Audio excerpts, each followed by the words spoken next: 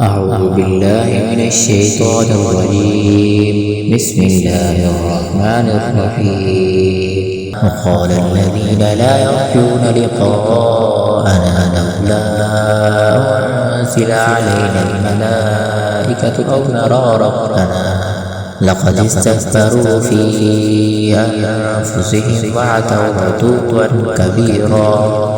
يوم يرون الملائكة لا بشرى يومئذ للمجرمين ويقولون حجرا محجورا.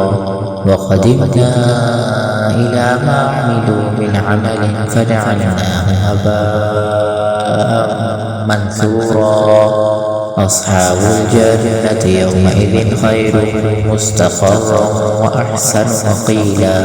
ويوم تشقق السماء بالغمام ونزل الملائكة تنزيلا.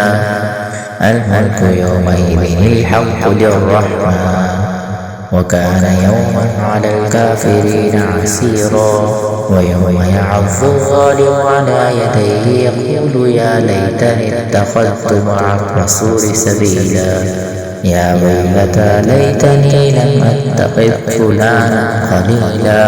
لقد أضلني عن الذكر بعد إذ جاءني وكان الشيطان للإنسان خذولا.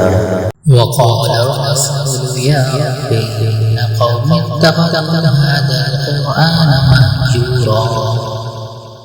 وكذلك جعلنا لكل نبي عدوا من المجرمين وكفى بربك هاديا ونصيرا.